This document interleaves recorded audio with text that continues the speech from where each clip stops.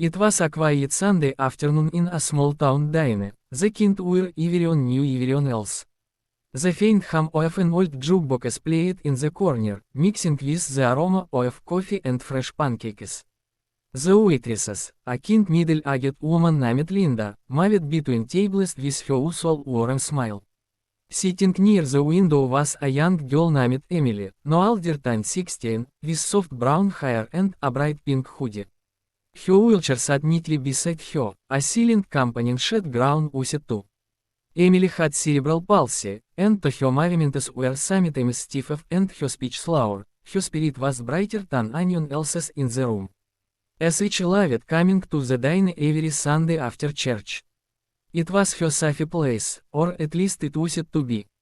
That afternoon, 3 teenage boys walked in. They were loud, lying to a heart at their own jokes, the kind of kids who thought the world owed them attention. They slid into a booth behind Emily and started making crude comments about everything from the food to the people inside. When they noticed Emily, their laughter turned sharper, crueler. "Hey, look," one of them said, smirking. "Willy girl's eating all by herself." Another snickered. Maybe her boyfriend couldn't roll fast enough to catch up. Linda shot them a glare. "That's enough, boys. Show some respect or jet out."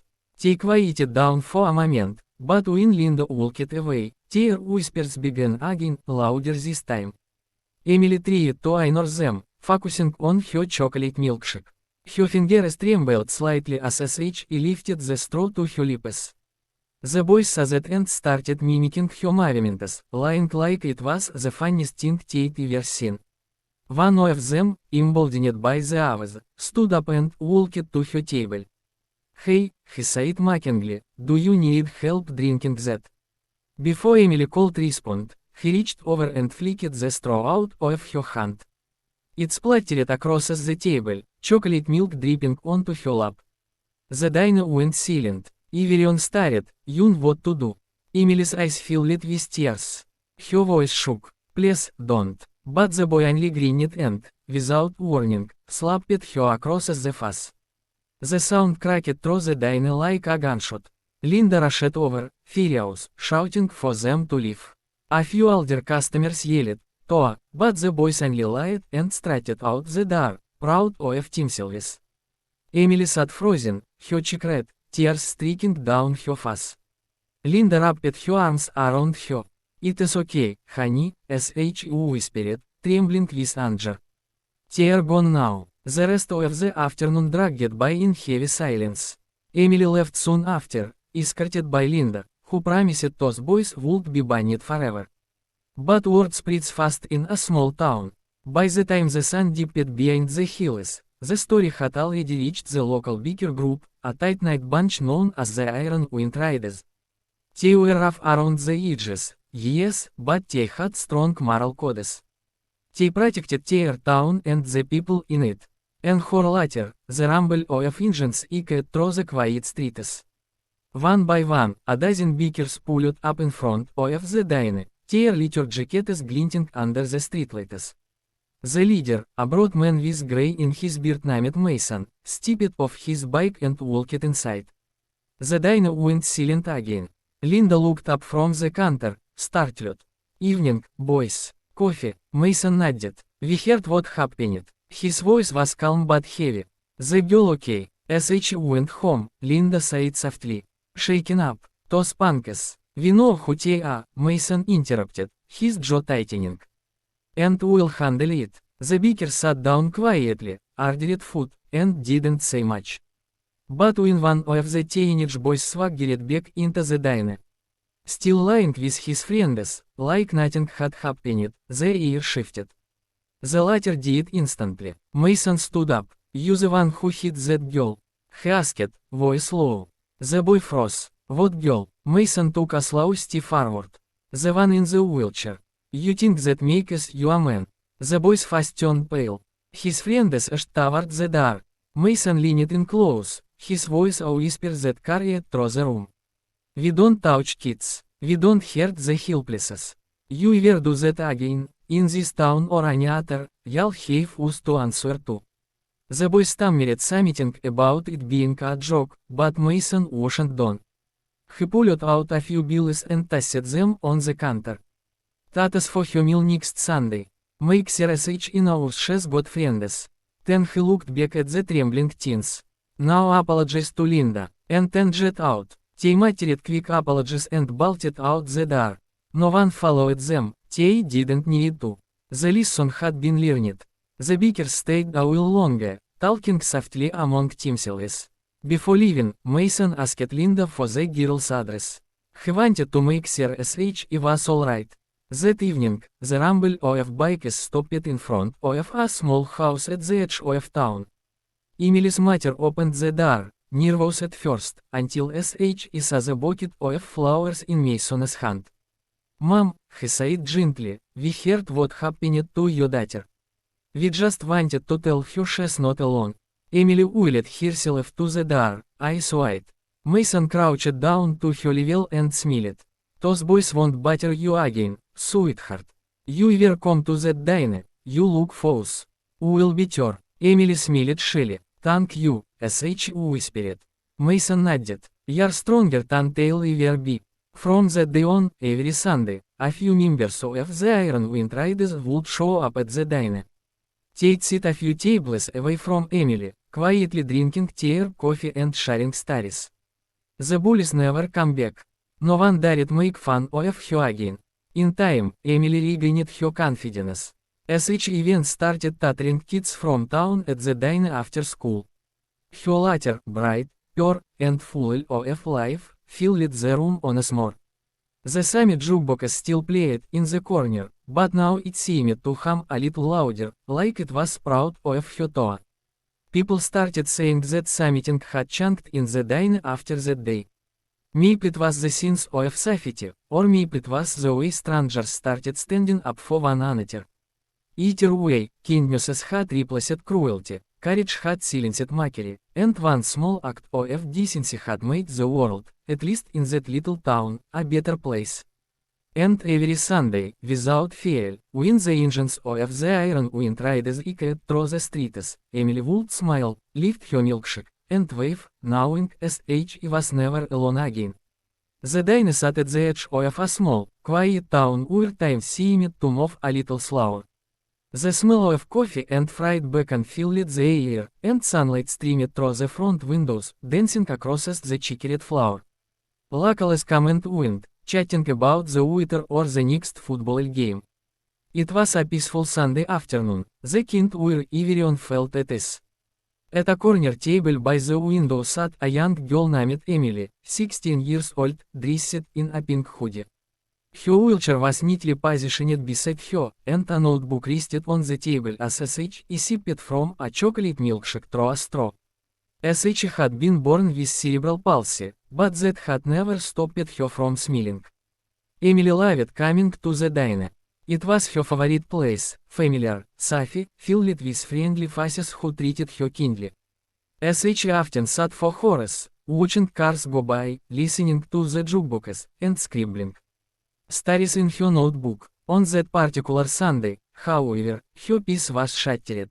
The bell above the diner door jingled, and three teenage boys came in, loud and obnoxious.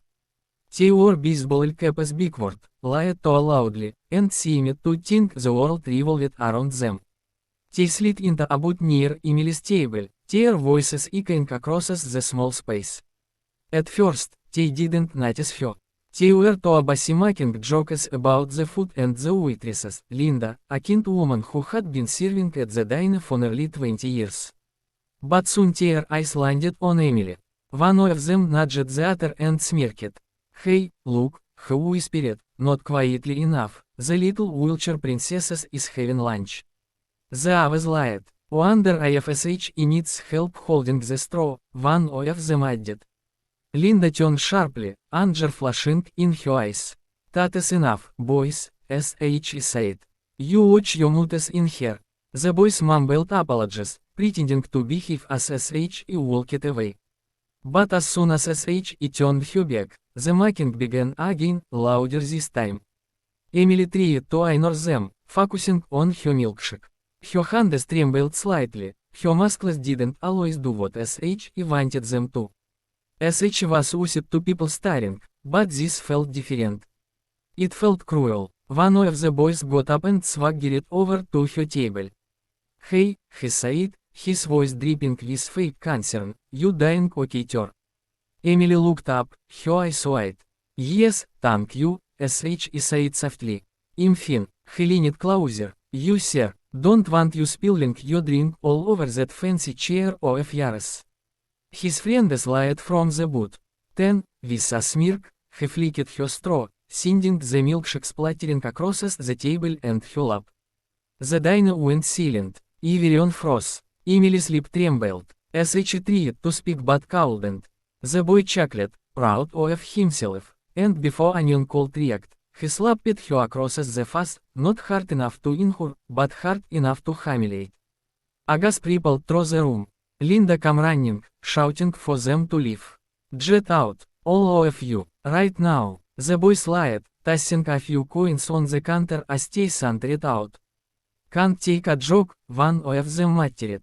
Emily's face burned red. Tears welled up in her eyes as Linda wrapped an arm around her.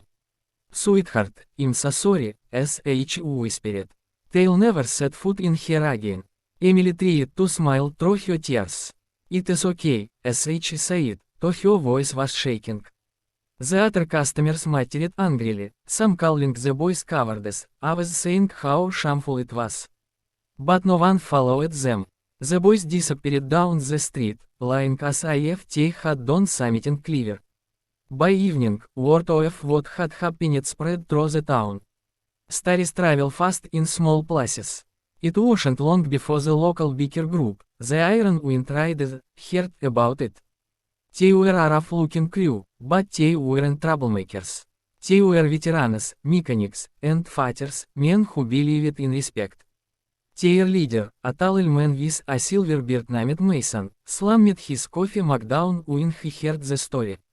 "They hit a disabled girl," he said, "in our town." He stood up, grabbed his jacket, and motioned for his crew. "Let us ride." An hour later, the rumble of motorcycles rallied through the quiet streets. 12 bikers pulled up outside the diner, engines growling like thunder.